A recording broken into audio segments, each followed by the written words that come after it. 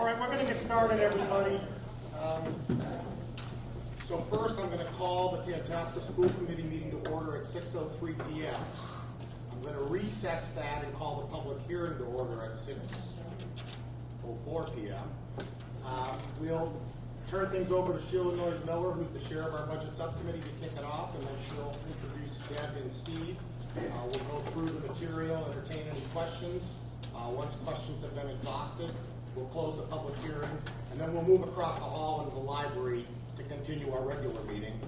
We have got some special guests over there tonight, so Carol Willard has brought some students, and there's some art that's been set up, which is an awesome opportunity for the public and for the committee members to interact with some of the students and chat with Carol. And will also be a nice remembrance of Dick Chase, who was a longtime art teacher here in the Tantasqua School District. And so after the public hearing, when we move across the hall, we're not going to immediately start business. I want to give folks enough a chance to talk to the students and Mrs. Wilk. Sound good? Sheila. Okay, thank you all for coming. We started our budget process in January. We had quite a few hours on a Saturday that we went over it and asked our various questions, etc. And then we presented it to the school committee in February. And the people that were on the or are on the budget committee is Megan Cunningham from Brookfield, Michael Valenzola from Wales, Christine Leo from Sturbridge, and Eric Keller from Holland. And I appreciate all their help that they have given us. And we will not take any questions until after the presentation is over. I now would like to turn it over to Deb Boyd, our superintendent, and Steve Nipperco. That's good.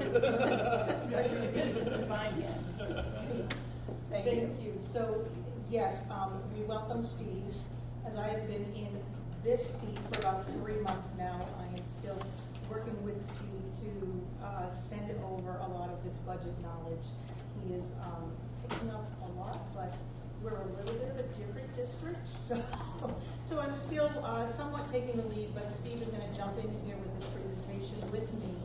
For non-school committee members, there are some handouts at the beginning when you come in. It does have the detail and not the slides, but some general data. The committee members had all of this information in your packet, except for the school improvement plan, which I also did make some copies, but it is the school improvement plan that the school committees supported last fall as we were starting the school. So Steve and I will kind of tag team a little bit, give you what is a somewhat familiar presentation with maybe a couple of different spins on it. And then, as Sheila said, we'll open up for questions at the end. In a quick summary before we get there, the budget that we have got out there from a detailed point of view is a 4.4% increase, which is fairly high compared to our usual target. We've had a lot going on at Tantasqua the last few years, and enrollment is shifting up, down from the elementaries, and I'll go through some of that when we get there. But I do think that this is attainable and supported, will be able to be supported by the towns, and we'll get into some of that data also. But again, the budget is up 4.4%. The assessment is not. So those who like bottom line, we're going to get there in a minute. Okay. I will start with this slide right here. And essentially, this is the operating budget by series. Series are the DESI prescribed code numbers for each type of expense. So we see FY22, FY23. The highlight here is that, as you can see, the bulk of the budget is instruction, 63.7, 63.1. FY23 is down a little bit. However, we see an increase in insurances, which is kind of the greenish wedge right there. That is up from 17.6 to 18.3, and we have another slide a little bit that will go into more details on that insurance. Okay, so this is the 2000 series.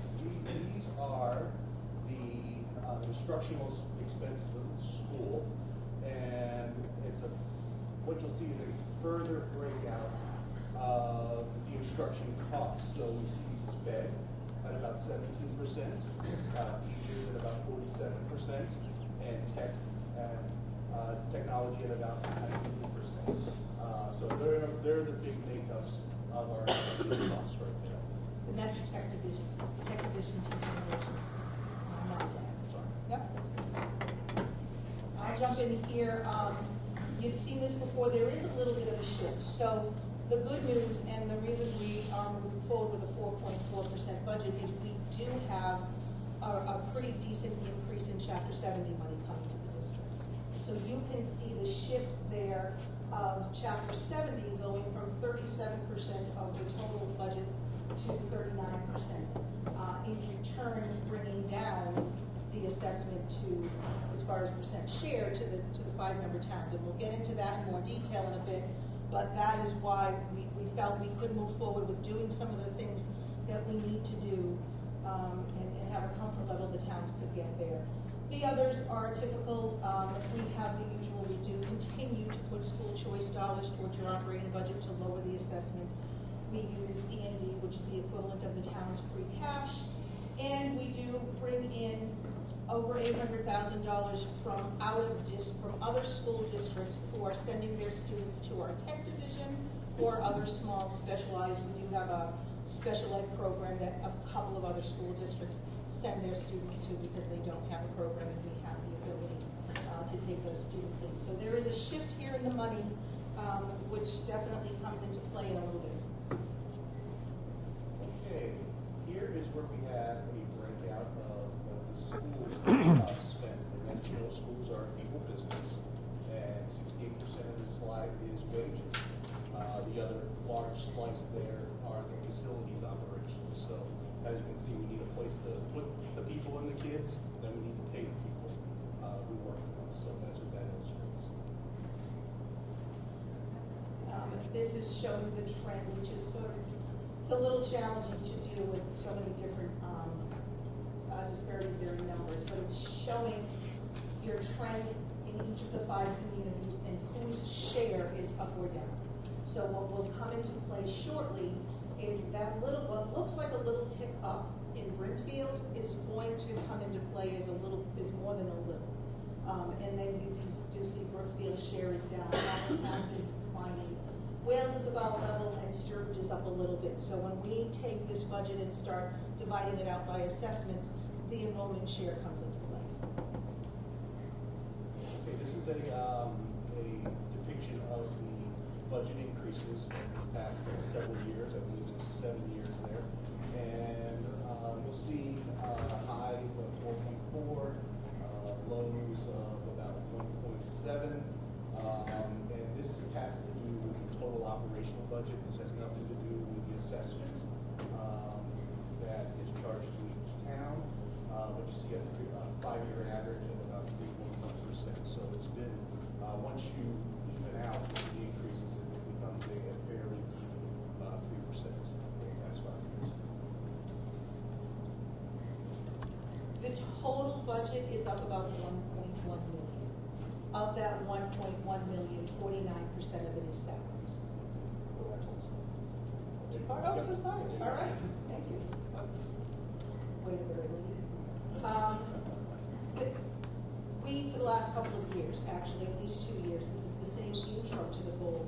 Obviously, we want to make this affordable to our 5 towns, but we need to be able to address anticipated. And last year, we sat here and thought we would be far deeper into post-pandemic than we are now. So we are still in a place of trying to recover, trying to stabilize, trying to help our students through mental health issues, as well as academic, coming out of the pandemic, and we certainly hope we are coming up. While we are addressing those, we're keeping in mind the district improvement plan, which again is printed out there. It's a 5-year plan, so it was adopted in the fall for the next 5 years, and key areas are in the area of curriculum alignment and updating, and we do have at the junior high, we've got new math curriculum coming in next year that is included in this budget, and then next year we'll be moving down to the elementary schools. We have increased technology as a key area for the next few years. We've brought in a lot of more technology during the last 2 years with COVID. with some federal grant funds. We certainly have used a lot of devices and technology. We've still got a long way to go to be where we'd like to be, which is having every classroom able to have one-to-one devices if the lesson plan it calls for it.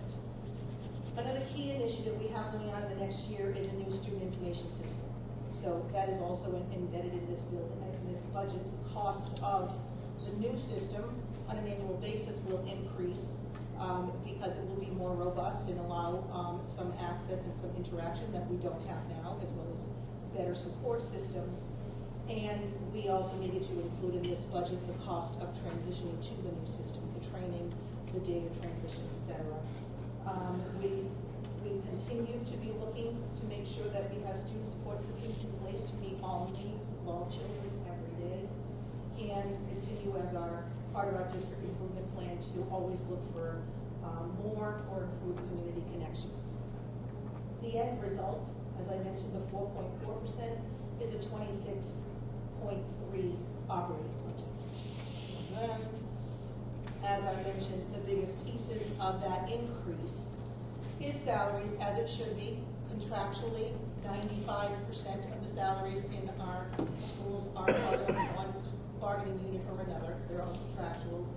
And the other piece here, as Steve mentioned, is insurances. We've got a big bump in insurances, and it's mostly the liability. We are still paying the price of a couple of very expensive claims across the street 2 to 3 years that any of you that were in the district know. We had some flooding, some significant over $1 million claims, and that took a couple of years to catch up to us from our insurance provider, but it's here. We were short this year. School committee made adjustments to make sure we could pay the bill this year, so what's happening next year is really a 2-year shift to be able to fund that, and I do hope next year it's going to start leveling out. Out-of-district tuitions, which is school choice, as well as charter schools, is up front. So the meat and potatoes here, for those who like to know what the ups and downs are. The 4.4% we wouldn't have even been able to get to if we didn't have 2 retirements in the junior high that do allow us to hire at lower levels, but 2 is not a lot in the whole district. What is in the budget as far as addition is 1 high school teacher, 3 time flies, I think it's 2 years ago. As we were building the fiscal 21 budget, and we were in the spring of 2020, we had 3 retirements, and everyone was quite concerned at how bad the budget was going to be. No one knew what kind of budget. There were talks of 20% reductions, et cetera, from state aid. So at that time, we did not replace 3 retirement positions at the high school. This is one, actually will be the last of the 3 that we're getting back into the budget. However, the other 2 that we got back in for this year, we got in via using federal funds. So otherwise known as the ESSER funds. What this budget covers is bringing one of those 2 back into the budget. ESSER funds also were used for the junior high nurse assistant, which pre-COVID we had acknowledged we needed to have.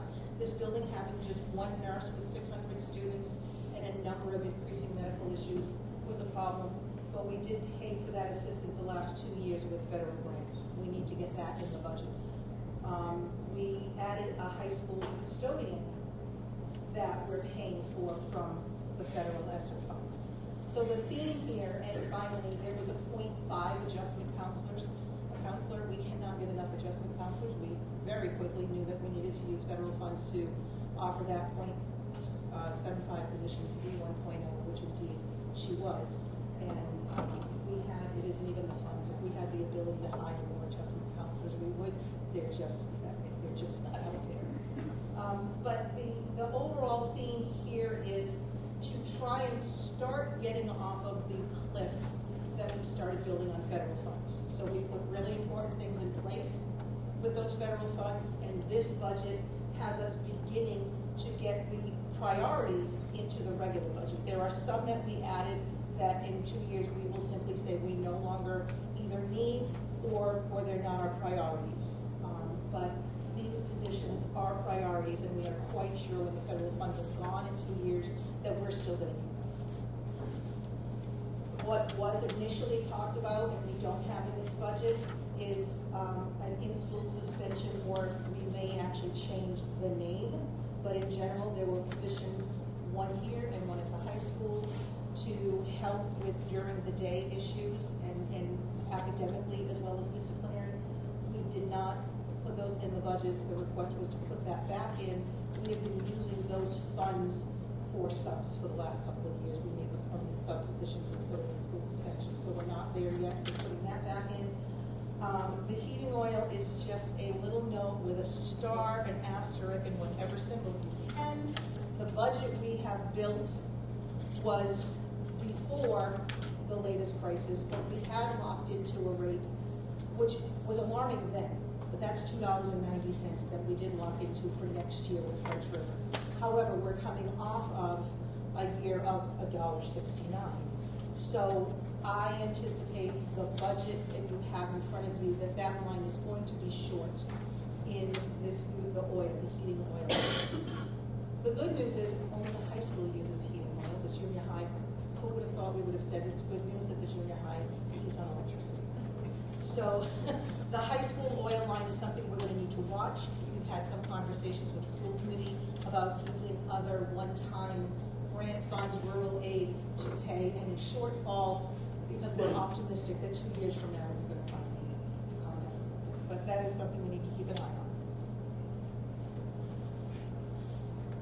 Still in the state. I mentioned earlier the big uptick in Chapter 70. That is primarily due to the increased population in low income in this area, and your ELs, your English learners population. So your Chapter 70 foundation budget is directly connected to these different categories, and the increases in this area are resulting in increased state money, which is good news. We need to make sure that we're using those funds for the right reasons and recognize that we have got increased low-income families that we've got to make sure we serve every child every day, and the increasing EL population.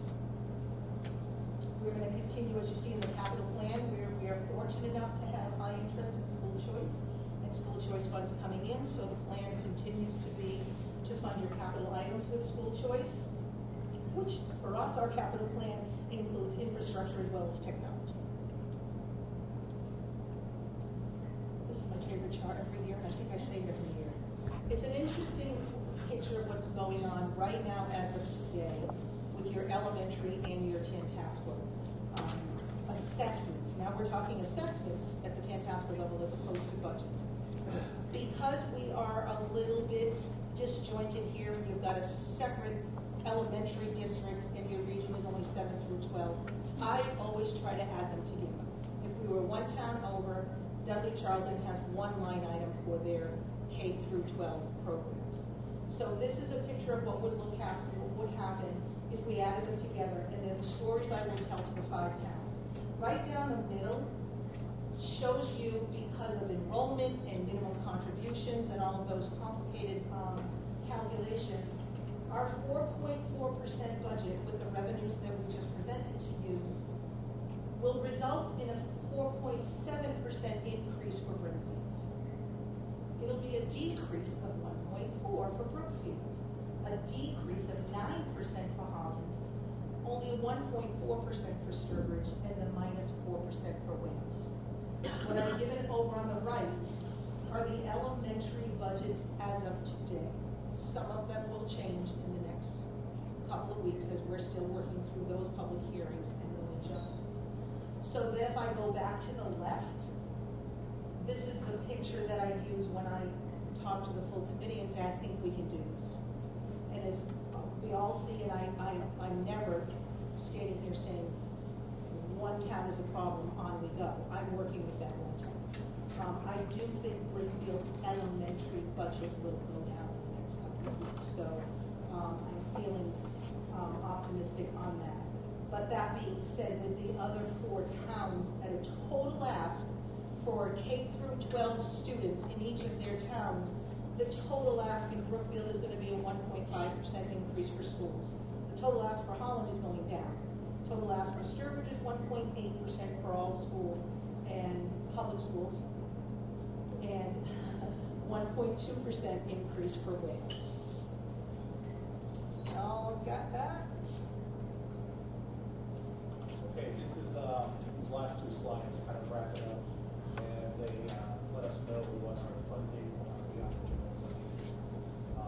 The general fund request, reserve, revenue, local receipts, debt school spending requirement, and then the budget, the Tantasqua budget is about 13% over which requires state debt school spending.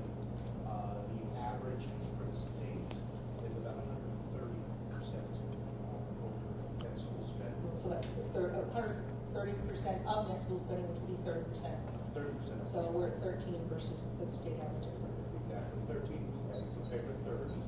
And then if you break that up into quartiles, Tantasqua is in the bottom quartile of net school spending at 113% or 13% above. But that's consistent with Central and Western Mass. They're high flyers in Eastern Mass, part of the state. Then we have our grants, our special education, type 1, type 2, programs, and the next slide has the answer. I'm sorry, revolving funds. And then we add our revolving funds in, our enhanced school choice. School choice is wisely used for capital projects rather than supplement the regular operational budget, which allows the ability to do a lot of things without passing that cost on. And then so we have our total anticipated spending of 27.6.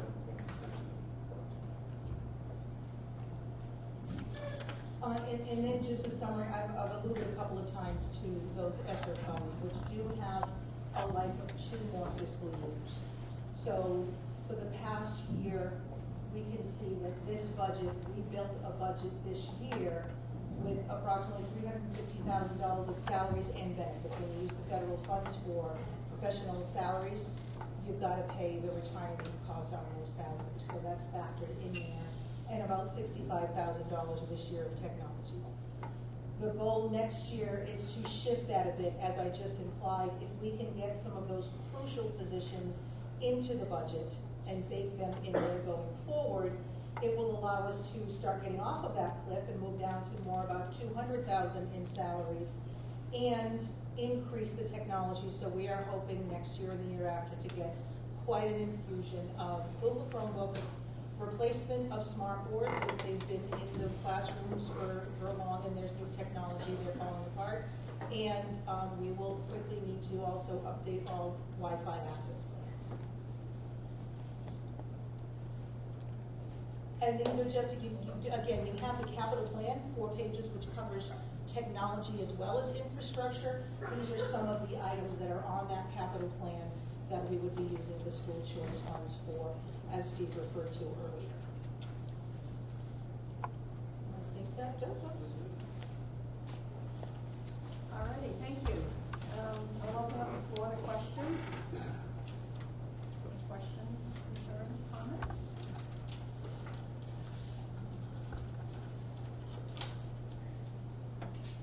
No questions? We did our job. All right, we will consider the public hearing closed at 6:26 p.m. We'll invite, everybody is welcome to attend the school committee meeting. We will recess for a period of time so that we can visit with the students and see their artwork, and then we'll call the meeting back to order to take some votes within a half hour's time. Thank you. I pledge allegiance To the flag of the United States of America and to the republic for which it stands, one nation, under God, indivisible, with liberty and justice for all.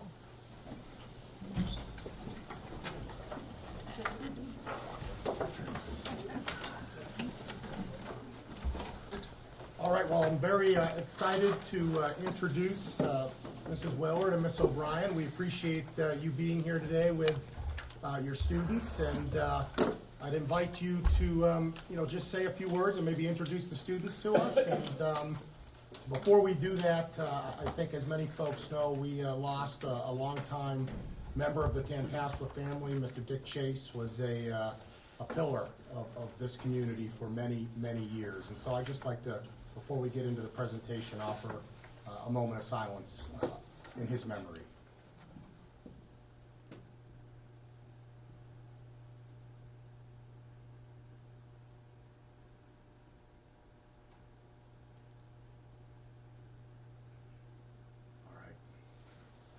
Longtime art teacher here at Tantasqua, and someone we will miss greatly. Mrs. Willard, let me turn it over to you. Yes, and I know that you all know Dick Chase, or remember him well. He's responsible for that vision of art at Tantasqua. And I was so fortunate to share a room with him my first 5 years of teaching, having never taught before. I couldn't think of a better mentor. And I spoke at his funeral recently, about a month ago, and I talked about life lessons that I learned from Dick Chase. And the number one lesson is, whatever your passion is, bring that into your work, because he had a music studio in the art room. And so he would be forever playing music, and it was an amazing thing. And sometimes as a new teacher, I look at my students and say, we'll talk about this lesson tomorrow, because we would be listening to the awesome music going on. And I think that it was such a great lesson that, as much as he loved art, he also had a passion for music, and he continued with both of those. And it's kind of neat that tonight they are doing a tribute to him in West Brookfield. So that's nice too, but his legacy is here. And I told people, if you ever want to remember Dick Chase, you come and walk through the junior high halls, and he'll be in your mind. So that's kind of nice. Thank you for the moment of silence for him too. And we have 4 awesome students, and I can't tell you how nice it is to see 3 of my former art students at the junior high, who are now with Miss O'Brien and Miss Huback, and Mrs. Liberty over at the high school. And then Fiona Knott is a student here in the 8th grade. And so we have Avery and Fiona, the 2 sisters. And Will Cooper is here, right here, and Bridget Azarowski. And I think a few of them are going to say some words. Who wants to start? Avery, okay. Yeah, so my name is Avery Knott. I'm a senior over at the high school.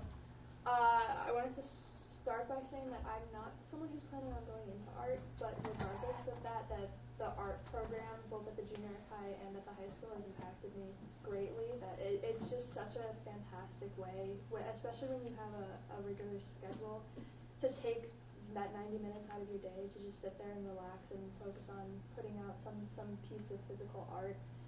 I have a couple of my pieces of artwork over in the display here, and it's very gratifying to, at the end of the day, be able to have a physical thing that you can look at and say, like, oh, I did this. And even though, like I said, I'm not planning on doing it as a career, it's something that I think will stick with me and will continue in my life as a hobby for the rest of my life.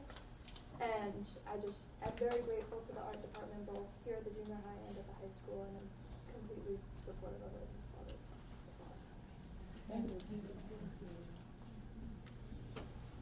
Well, I'm Will Cooper, and my experience with the art program here, I did my painting class with Miss Huback, and it was a lot of fun to do assignments there, and it wasn't just like, oh, let's do this assignment. To me, it was like something I was putting my own personality onto. It's printing my ideas onto the paper and thinking of ways I could use this assignment to forward my own thoughts and feelings onto the page. And there's many electives at this school, at both the junior high and the high school, and I think it's a great way for students to try out, get into, try something they like, and I feel like a diverse range of electives such as all the different arts here that we have, pottery, small metal, paint, all those different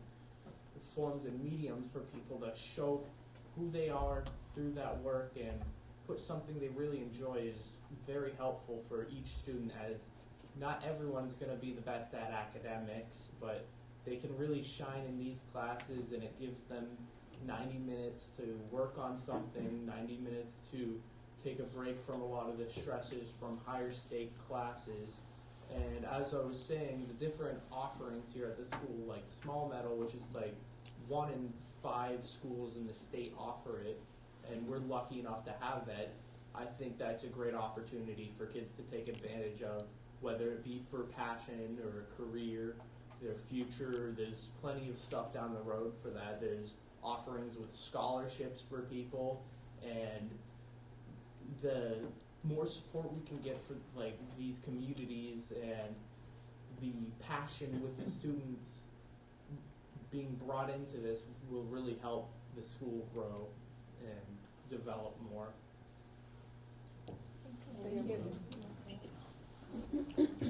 Hi, I'm Bridget Azarovsky. I'm a senior at Tantasqua.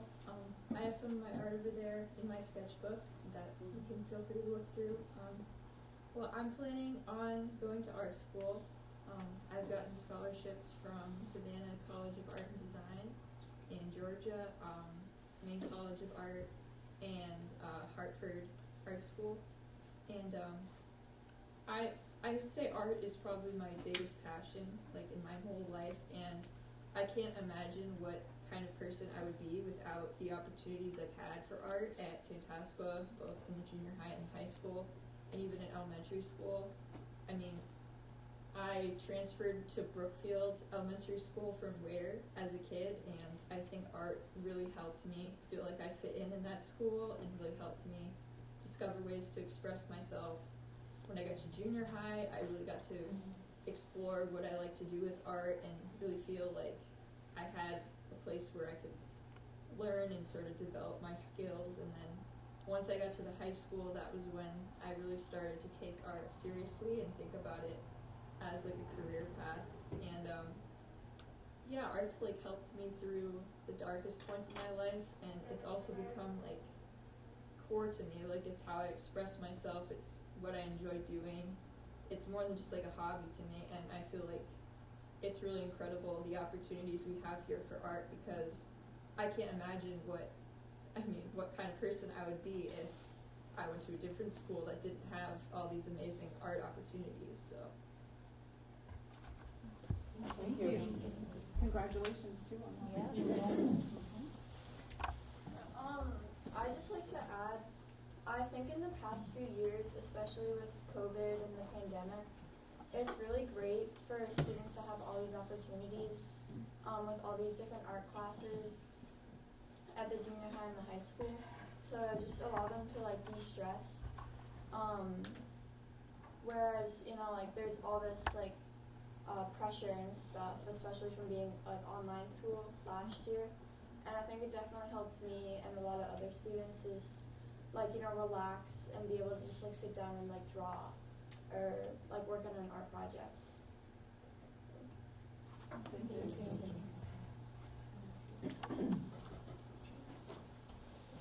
I just want to really acknowledge all of you, because you said yes to come time, and you know, not shy at all, well spoken. I couldn't have said it better.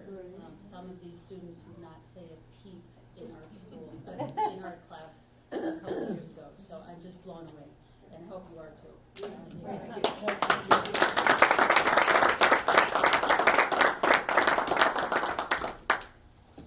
Great to have you all here, and Mrs. Willard, once again, I appreciate you reaching out and offering this idea. The committee always loves to hear firsthand from students about their experiences. We get the opportunity through our school committee reps each month, but it's always good to see folks within a certain pathway come forward and talk to us about their experiences. So appreciate you all being here tonight. I hope everybody enjoyed that. Now we've got to move to stuff that's not as fun.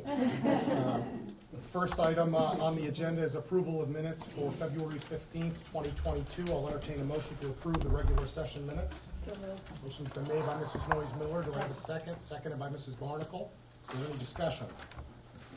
Seeing none, the chair will call for a vote. All those in favor of the motion will say aye. Aye. Opposed? Are there any abstentions? Eric.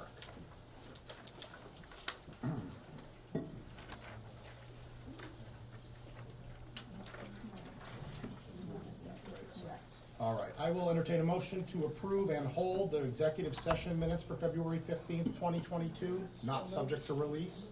Motion's been made by Mrs. Noyes Miller, seconded by Mrs. Leo. Discussion? All those in favor of the motion will say aye. Aye. Opposed? Abstentions? Eric, are you abstaining on that one too? Yes. All right, we'll move to the financial report. Quick up, Yeah, I'll give you a quick update on the FY '22 financial report as of February 28th. We are consistent with our expenses as to budget for the past 5 years at around 60%. As you can see in the past years, sometimes it's been a little more, sometimes it's been a little less, but very consistent there. Encumbrances are consistent also, actually a little bit less for February 28th, 22 as compared to the past years. And then revenues are at a little over the halfway point, coming in at 65% of what we're expecting. So it's not that they're unbudgeted, they're just coming in a little bit faster than we had thought, because we have an idea of what all the revenues are.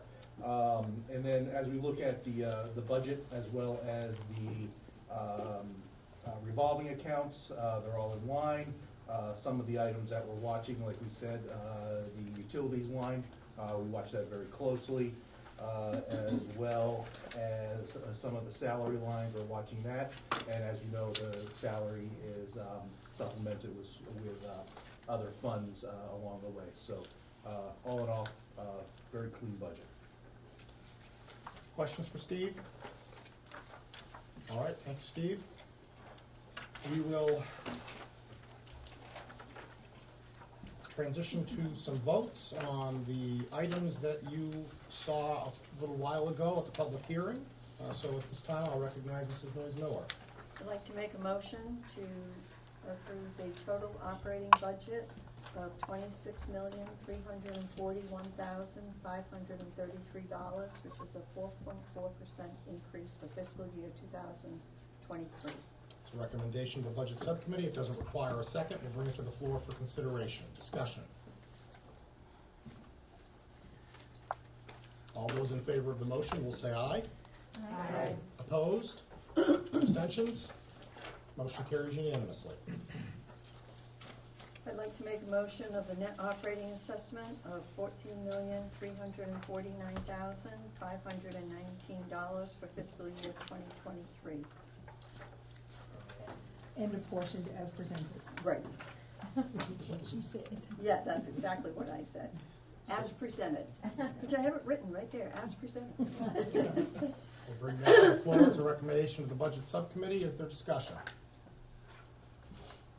Seeing none, all those in favor of the motion will say aye. Aye. Opposed? Will say nay. Are there abstentions? Motion carries unanimously. I'd like to make a motion for fiscal year 2023 for the transportation budget as presented. Bring that to the floor. Discussion. Any objection? By unanimous consent, so approved. And the last one is I would like to make a motion for fiscal year 2023 for the capital plan as presented, To be funded from school choice. to be funded from school choice. Correct. We'll bring that to the floor. Discussion. Objections? By unanimous consent, so approved. And that's it for me. School choice. School choice. Oh, school choice. Yep, yep, Right. yep. So, Go yeah, ahead. I'm going to kind of summarize where we Yeah. are as of today.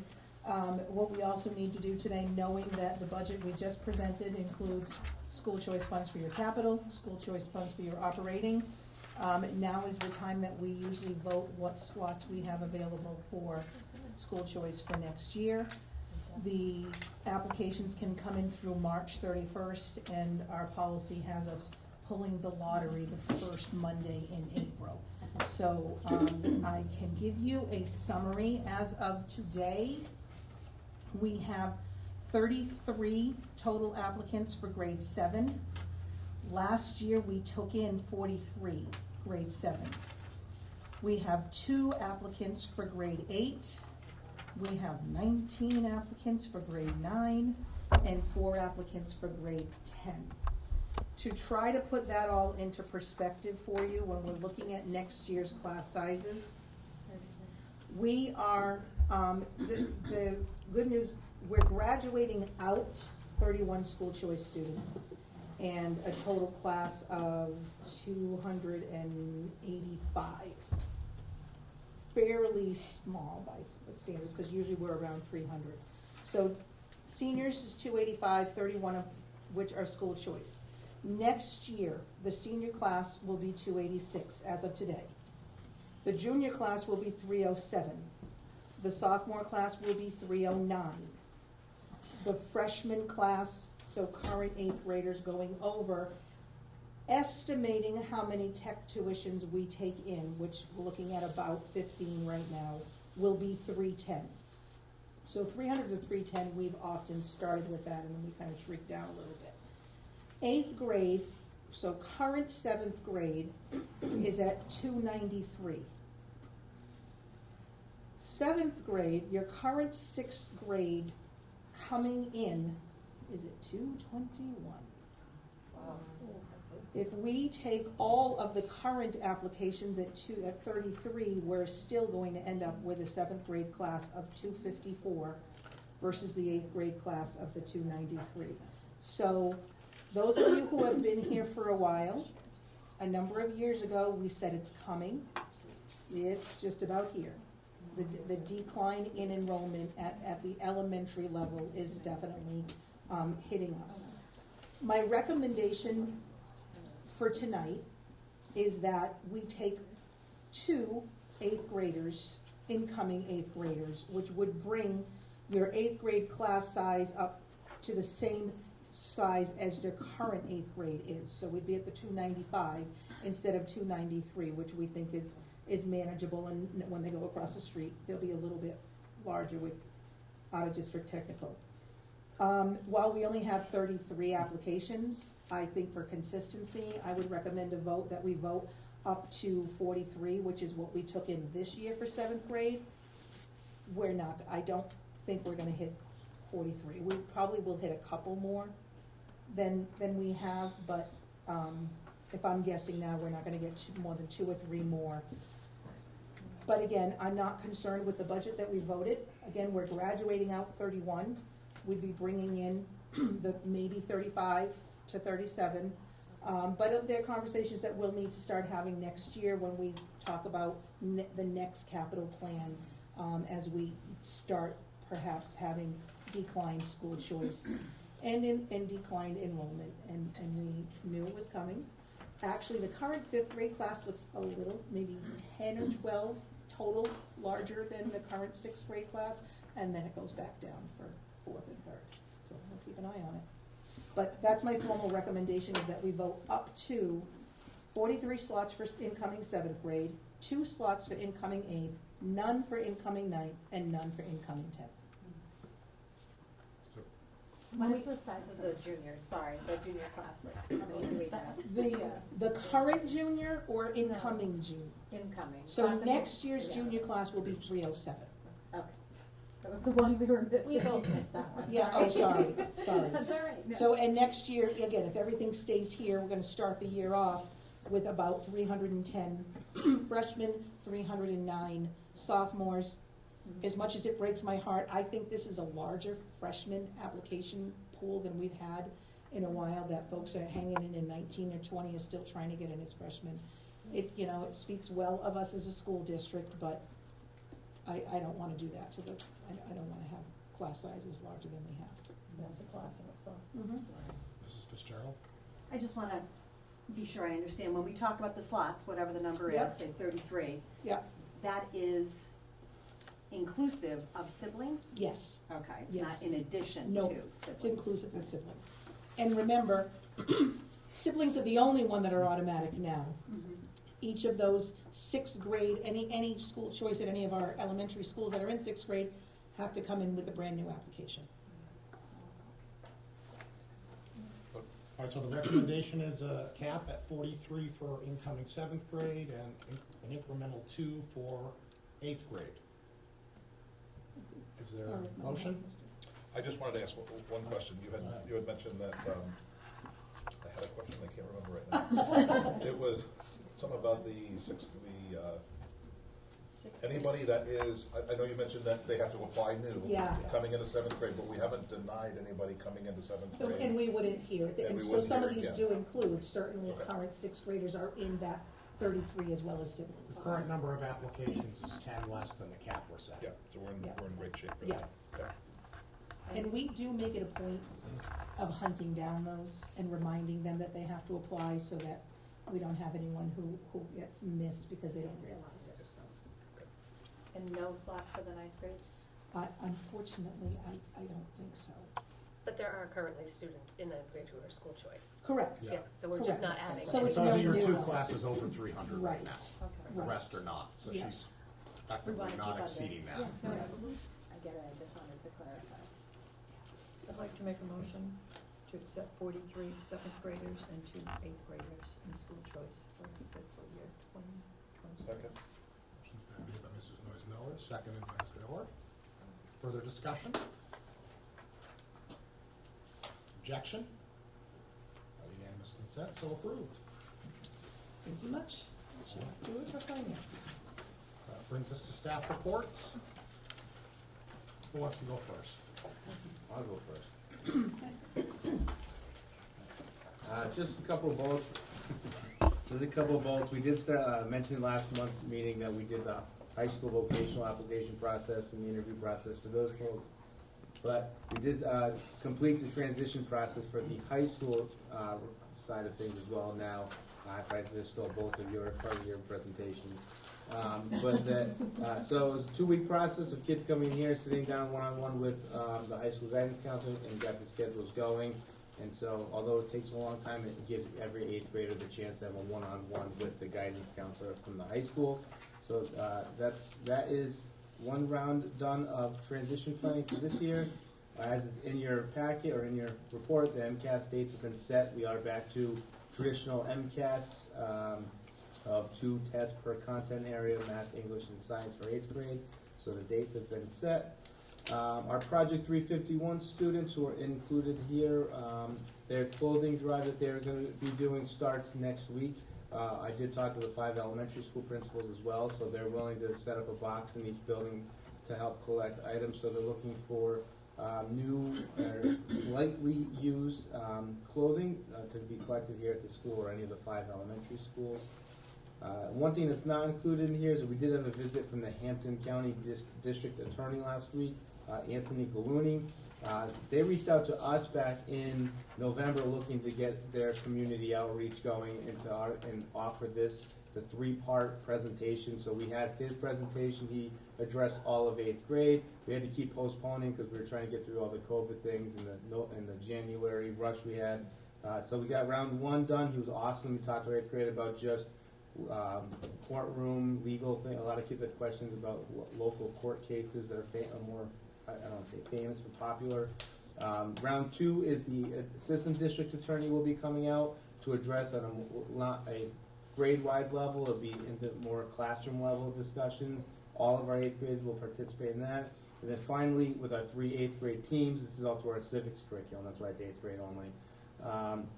They're going to actually do mock trials. So they're going to go to each team. It's going to be a busy, hectic day when this happens. But later in the spring, they're going to actually come in and do a mock trial with our students. Are going to serve all the roles of lawyer, judge, jury, everything. So all 3 8th grade teams, so that means all of our 8th graders will participate in all 3 parts of that presentation.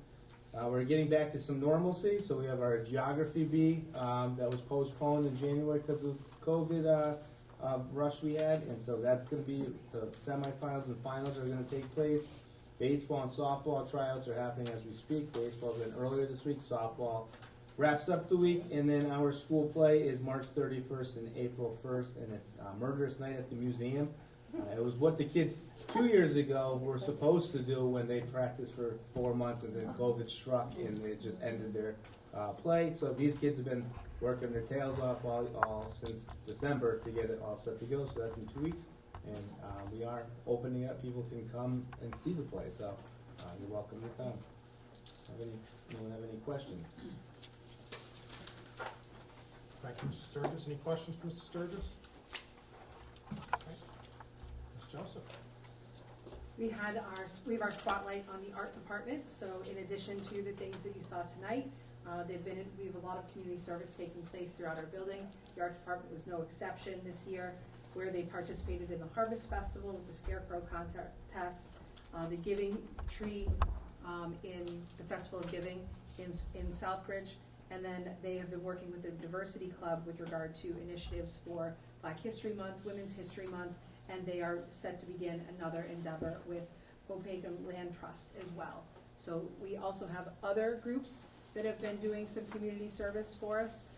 Be Good to People finished their annual sock drive, and those brand new socks were donated to the Greater Worcester Housing Connection to help the homeless. We have Project 351 as well, who is set to kick off the same clothing drive, working in collaboration together there. As I indicated, our Diversity Club has been celebrating Black History Month last month, and then this month, Women's History Month.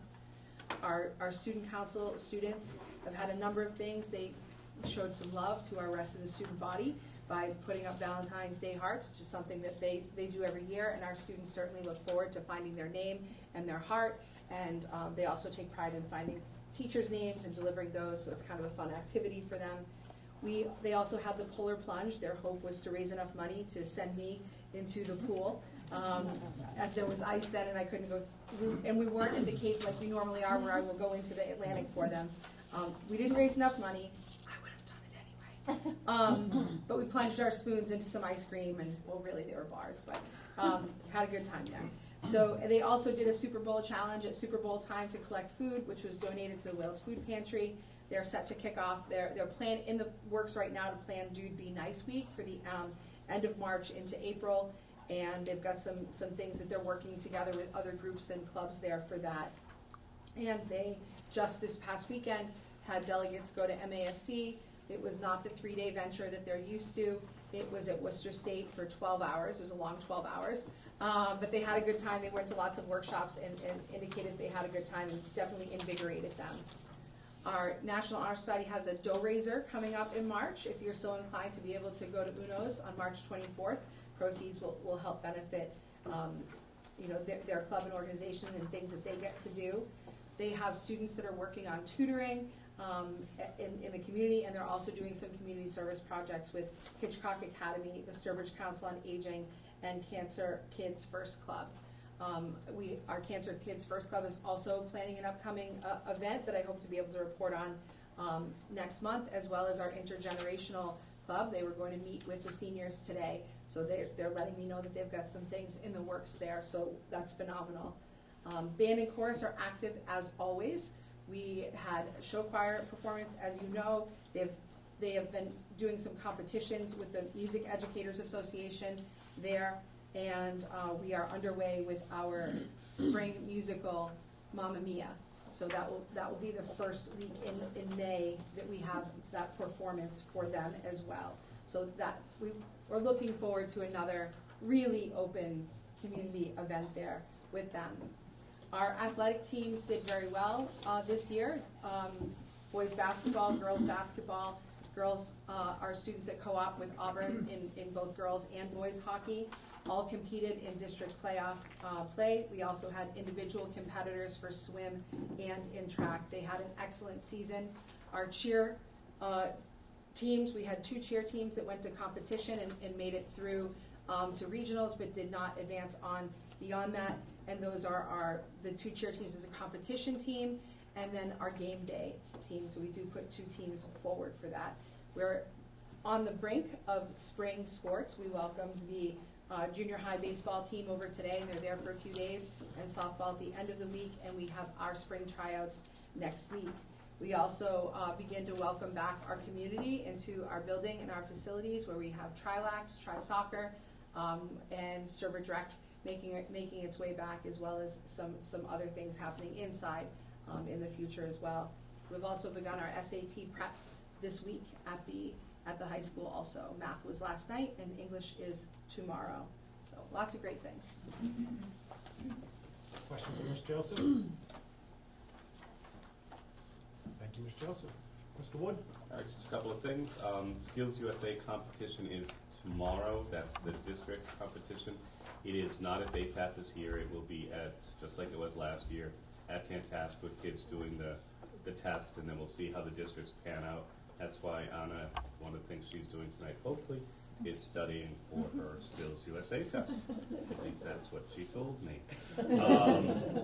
In the report, the grade 8 Nice outside. if you know Anna, she studies. The grade 8 follow-up results you see there are really positive numbers on where our grads are from the class of 21. The one number that might look low to you is in electrical, which is 56%.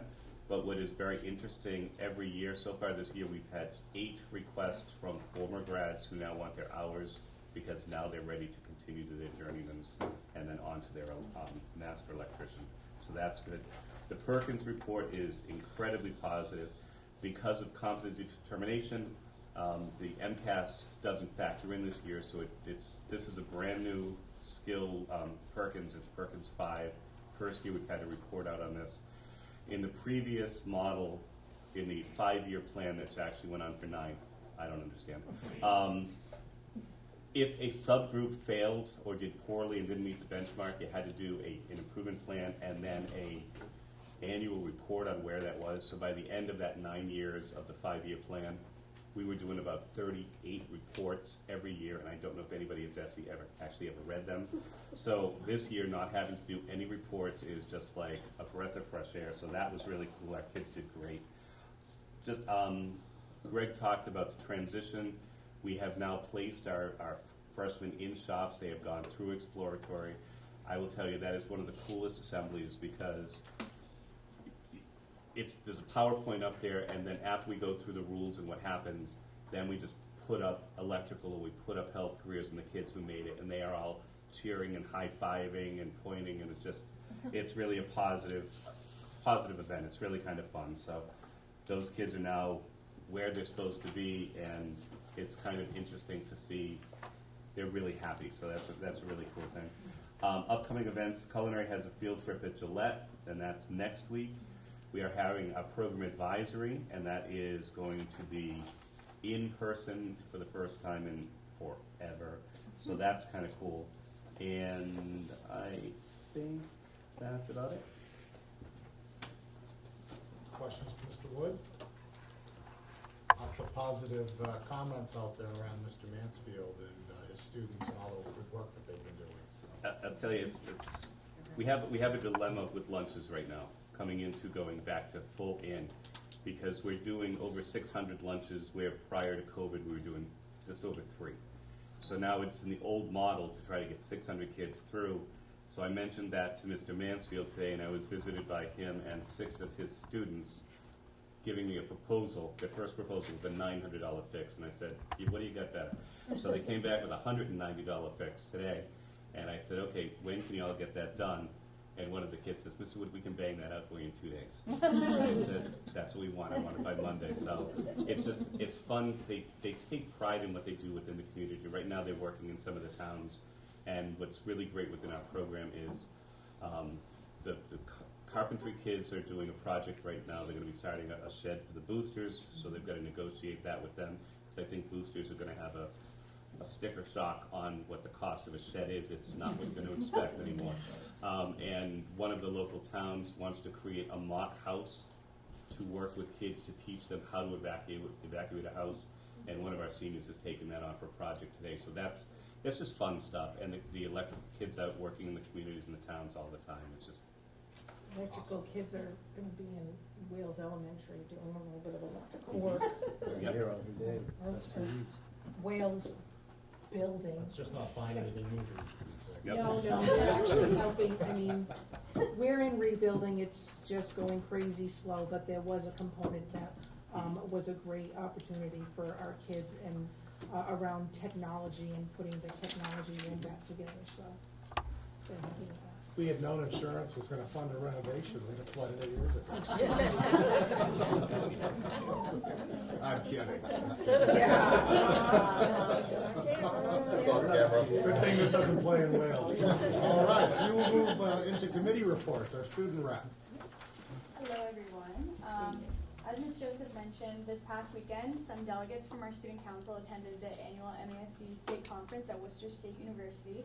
Unfortunately, it couldn't be the normal conference at Hyannis Resort and Conference Center, but it was still great. We attended workshops and listened to keynote speakers, and myself and one of my friends and I actually presented a workshop to student leaders across the state, so that was really cool. One of our members, Evan Hemingway, was a delegate on the state board in this past year, and he planned and ran the entire event with his board with other people from across the state. We are very proud of him and his state board's hard work this year, and it was a really fun event. We also have Relay for Life coming up next month on Saturday, April 29th. Student Council is putting together a team to raise money and get more participation in that. Relay for Life is held in the gym, and participants walk around the gym and participate in fun activities, and all the funds that we make for that go towards the fight against cancer, so that's a fun event. Dude Be Nice Week will be held during the week of March 28th to April 1st. We're doing like a versus themed spirit week, so for example, one of the days is dress up versus dress down, so that should be very fun. We are also collaborating with clubs such as the Good People to promote kindness and acceptance throughout the school, and that should be a lot of fun. We will also be having elections in May for underclassmen for the new executive board for student council and for the different class positions. Sign-ups will be going out soon, so people should be on the lookout for that. And this past Friday, we had the senior variety show where I was an MC, me and a couple of my friends, and a bunch of seniors got together. They put together acts that they wanted to do, so we had singing, dancing, skits, all that kind of good stuff. Miss Joseph rapped. It was very fun. So that raised money for the senior class, and it was a big hit, so yeah, that's all I have. Do they still imitate the teachers? They had a small skit, that's how I ended up on stage. It was great. I was Mr. Kassenbeck. They wondered what we did when we're not in school, and they imagined that since my car's there all the time, I must be just inside practicing announcements. Instead, they learned I was rapping. That's great, thanks, great update. Budget, we're all set? Technical? Curriculum, Monday. Bylaw and policy, Michelle, Shelley? You know, just one of these meetings, I hope to just be able to say, no meeting minutes. Just one. You've earned it. When you do say that, you will have It's earned coming, it. it's coming. I was gonna say, we're getting there. It's coming, but not today. It's much smaller than the last couple of months. So. Well, don't speak too soon, because we've got some changes, so. Unfinished business, right? Before you are 7 policies that were approved on first reading, they're before you for second reading. 6 of those had no changes since our January meeting, but one of them did, because an inconsistency came to our attention following first reading that we would now like to amend here on second reading. You'll see it, it's policy J. Hang on, wait a minute, policy, yep. So I'm gonna take them separately, Mr. Chairman, okay? So let's take the ones that we have no discussion on. Sure. The subcommittee is recommending that the committee take action to either amend or rescind the following policies on second reading, as noted on the agenda. And those 6 policies, which remain unchanged since first reading, are policies HB, IKAB, IKE, IJNDA, JA, and JA-E. And that leaves us with policy IJ on instructional materials. Now, I wasn't present at the January meeting when this policy came before you on first reading, so please forgive me if I'm repeating whatever was explained at that time. But our original amendment removed language from the policy that specifically addressed supplemental educational materials. And at that time, the subcommittee agreed with MASC that specific language about supplemental materials was unnecessary because the broader policy and the term instructional materials actually encompassed supplemental materials. So we asked the full committee, and the full committee agreed on first reading to delete that language about supplemental materials. That particular amendment didn't make any changes to the language that left responsibility and control over the adoption and revocation of educational materials in the hands of our professional staff, which I think is important to note. Unfortunately, we removed the language about supplemental materials, but immediately following that paragraph was a definition of supplemental materials. Since the policy no longer addresses supplemental materials either in the title or in its body, to have the definition of supplemental materials is actually confusing on top of being unnecessary. So we're asking that the committee here on second reading approve the original amendment and this additional amendment to delete what's before you, the definition of supplemental materials from the policy. All right, so we'll bring that motion to the floor, which approves everything on second reading with the exception of IJ, which will be as amended. Correct. Any questions for Mrs. Fitzgerald? Any objection to the recommendation? By unanimous consent, so approved. All right. That moves us on to new business. And, we had a few changes there as well. First, let's address JFABB, Selection and Acceptance of International Exchange Students. This is an easy one. The suggested amendment deletes language that speaks to the intentions of an international exchange program at the high school. Obviously, we support, encourage, welcome foreign exchange students, but there is no standing international exchange program at the high school. So we are recommending that the language that speaks to the intentions of that group be deleted as unnecessary and redundant to language that already is included up in paragraph 1 about what the intent of our or the stated intent of the district is in welcoming exchange students.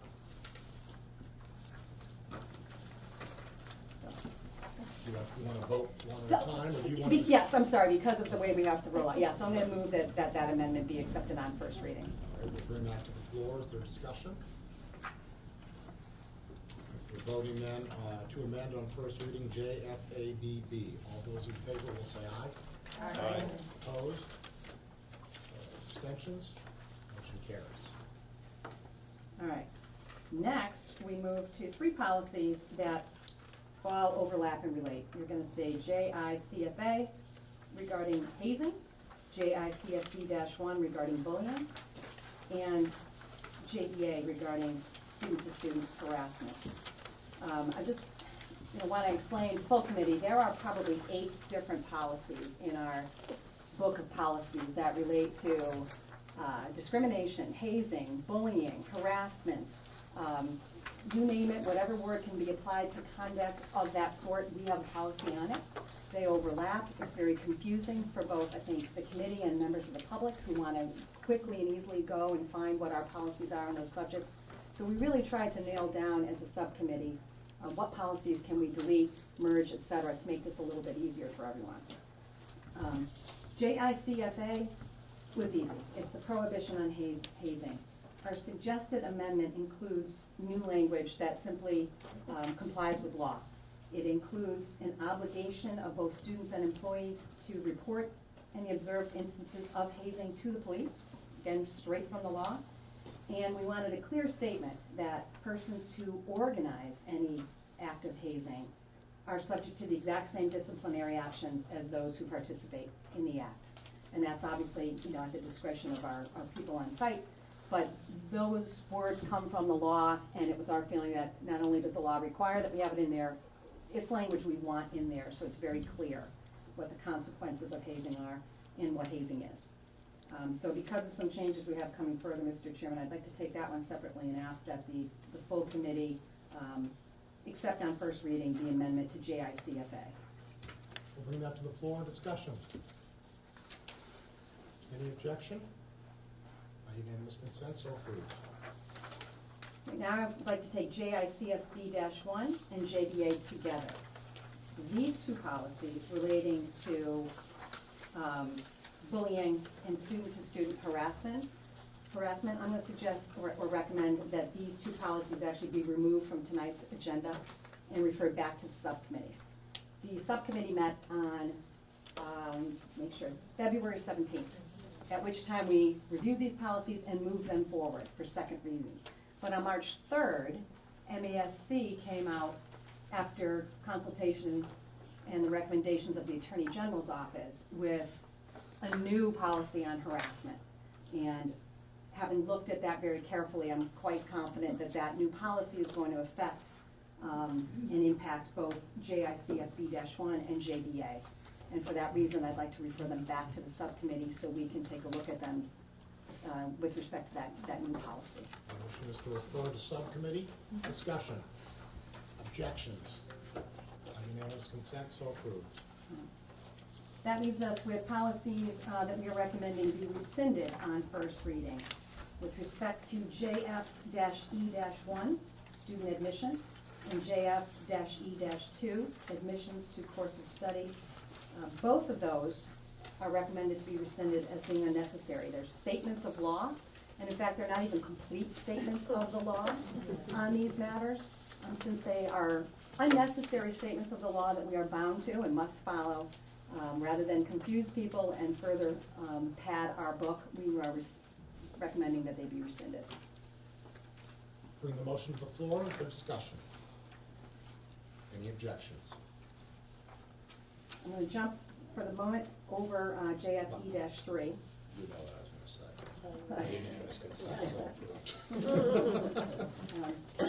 approved. She could just anticipate it now, I don't even have to say. Sherry wrote it. I'm going to jump to the last policy on the list, JIFCB, bullying. Although I just asked the committee to send back the first bullying policy to the subcommittee, this bullying policy, JIFCB, is a redundant policy. It's a policy that we're not even sure where it came from. It's only 1 or 2 paragraphs long, as you can see. It has no place and is completely encompassed by the policy you're just sending back to the subcommittee now. So we're asking that you do rescind JIFCB on first reading. Bring that to the floor, discussion. Objections? Unanimous consent, so approved. And finally, that leaves us with JFE-3, Technical Division Application for Admission. And I'll ask that Mr. Wood correct anything that I say here that might not be accurate. This is not a policy, right? It's an admission procedure that's required under the vocational education regulations.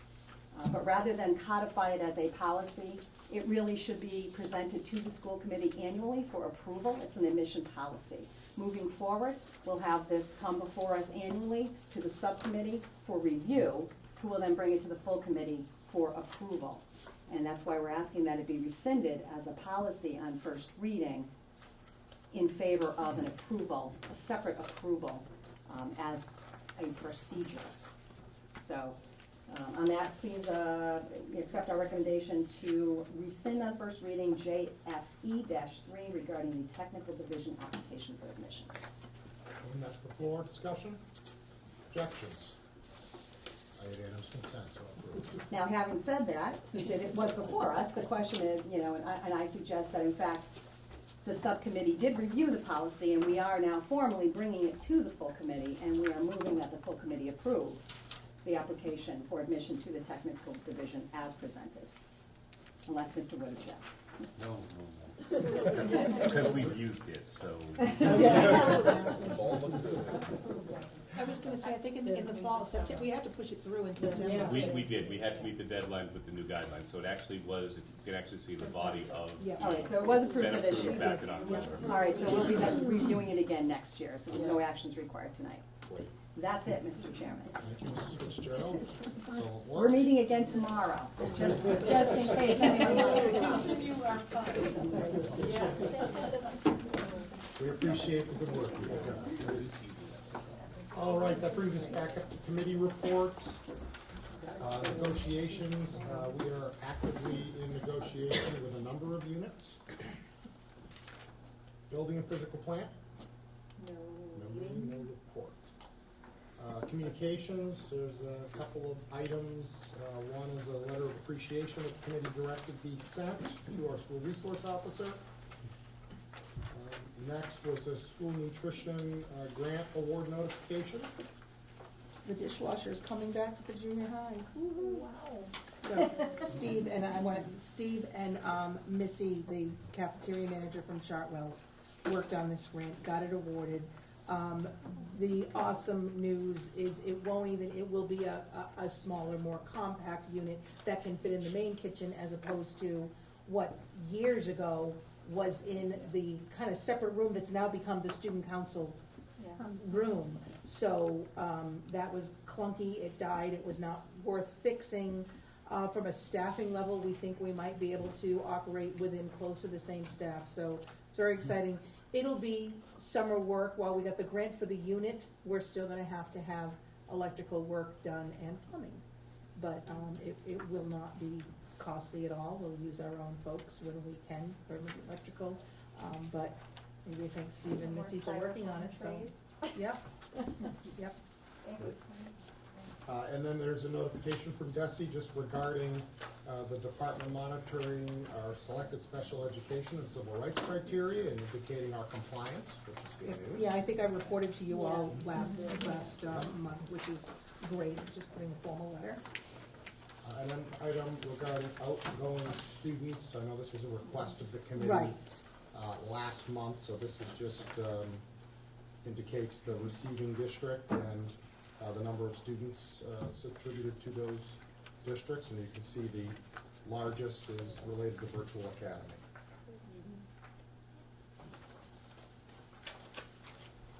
All right, that brings us to our superintendent's report. Mrs. Boyd. Right, just a few things going on.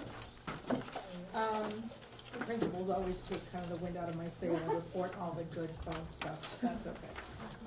We've got a half a PD day coming up on the 24th, and that is building-based across the district. Within these two buildings, there'll be some beginning of curriculum planning for next year. As we mentioned, the junior high is working on transitioning their math products and getting that on. Well, now that we have a budget, they can feel that that is official. MCAS training will happen to prepare, we are almost halfway into the long March stretch, which is, it is the longest for our staff. It's at a time in the year that is exhausting, but we appreciate they just keep persisting in a lot of Marches preparing for the MCAS, and we'll move forward with that. And if we can make it through March 30th, we think we're there, but the holiday break is a bit late this year, so it's 2 weeks into April before there's really a break. The last day of school, I know, it's not real wood, find me wood. Right now, the last day of school for Tantasqua schools is Friday the 17th, as long as we don't get, a March 30th, April Fool's snow blizzard. Come on. That is not the case, as most of you probably know, for Brimfield and Wales elementary schools. They'll be going into the week further, so just any of you here, just for the confusion, it's so hard sometimes with the 6 districts to be talking about last days and having people get it mixed up. But Tantasqua, both buildings right now, is Friday the 17th. We cannot have school on Monday the 20th to recognize the Juneteenth holiday. So Brimfield is into the following Wednesday, the 22nd, because we had to close that building for 2 days to deal with their well water pump, and Wales is 1 day longer. So we're gonna have a really funky end of year. The search process is well underway for the high school, the permanent high school principal. I think we're on track for an early April appointment, so looking forward to that. The only other small things that, unless you would like to bring it up some other time, is meetings for the next 2 months are a little funky. April, we know, just a reminder, we had that very unusual situation in February where we didn't have to go to the Wednesday after. But a reminder, we've always in April run into the break, so our meeting will be on Wednesday, the 27th, just a heads up. And then finally is my request for consideration. In May, our regular meeting, which would usually be the joint meeting, would be the 17th. That is the same night as the Holland Town meeting. I have talked to the Holland Town selectmen. They're going to do their best to put an article to change that in the future. But with the Holland Town meeting conflicting with a joint school committee meeting, it causes conflicts for your Holland School Committee reps, as well as your administrators, and usually, I think in the past, Erin and I have divided and conquered, but this is not really the year for Steve and I to have to divide and conquer as I'm trying to get through the whole process. So I would ask that we consider changing that date. I think we were looking a little bit, if you go a week after, the way we have been for this April, February things, and wondered if Wednesday the 25th was an option for folks. Change from the 23rd? Yeah, did we change it? I thought. Yeah, we were Oh, talking 23rd. Okay, Monday, 23rd. I'm so sorry. I I had it in didn't. as the 23rd. That's Yeah. okay. Monday the 23rd. 23rd at 6 23rd. o'clock. Now, based upon this, we would still have a June meeting. The last couple of years, we've been able to have a hybrid. That probably won't be realistic, given some of the things we're required to do at the June meeting. So Keep it open, and we Keep it can open. certainly talk the first week or two with the We'll- chair and see we'll- what's we'll- on the agenda. we'll evaluate what business looks like. If it's just elections, which it has been the last couple of years, we'll advance those to June by suspending the rules. But we have to kind of wait until we get into May to see if we can do that. And if there's gonna be business we need to tackle in June, there's no point in doing that. So it would be, instead of the 17th, the 23rd. I'm sorry, I forgot. Six- You 6 leave o'clock on the still? 25th, 6 don't o'clock. you? Is there any objection to that? I can't make it. I can't make it either. How many can't make it? We're moving it from the 17th to the 23rd? That's the May proposal. 23rd. Yeah. We lost two and picked one up. We're talking about June. No, No. May. Oh, May. May May 23rd. 23rd, Monday, May 23rd, instead of Tuesday, May 17th. So it looks like Yes, two, that's fine, I can do or that. you can do Yeah, sorry, I that, so thought- just one. Excellent. Okay, if we went any further, we'd lose you, right? Exactly, that's what the 25th was in my head. Okay, so the 23rd at 6 o'clock here, cancel the 17th, don't show up. And we'll deal with June when we get closer to it. Yeah, and we'll have decided that by the time we post the agenda for the May meeting, okay? While you all have your calendars, though, we'll just remind folks, in case they forgot, graduation is on the 11th, with the rain date of the 12th, because we are determined to have outside graduations. Class night, the 9th, Last night Mr. is Thursday the 9th. right, It will so. also be outside What time, with Lee? a rain date of Friday the 10th. Class night is at 6 p.m. So we'll talk and get back to you, but historically, somewhere around class night, we have worked on trying to get the students pizza and ice cream, and we'll work on exactly how, what time, and when to do that, based on, they usually have a rehearsal that day, and then Right. we feed them between rehearsal and class night. So keep that date in mind if you'd like to help serve pizza. And we'll do it in the shack The again. shack, yep. And graduation is 9 a.m. 10 a.m. 10 a.m. Saturday, 10 the 11th, 10 a.m. Well, I had Rain 9, date so of I must be so Sunday not at late. 1 Exactly. You would have been there for rehearsal. That is all. All right. So the 9th, I don't need sunscreen on the head, the 11th I do. Thank you. All right, brings us to public access. Open forum. All right, at this time, I will entertain a motion to enter into executive session under Mass General Law, Chapter 30A, Section 21A3, to discuss strategy with respect to collective bargaining. So Motion's been made by Mrs. Noyes Miller, seconded by Ms. Cunningham. Requires roll call vote. Alan's over yes. Noyes Miller, yes. Yes. Bennett, yes. Alden, yes. Miller, yes. Malinowski, yes. Fitzgerald, yes. Leo, yes. Cunningham, yes. Barnacle, yes. Darden, yes. All right, at this time, outside of the central office.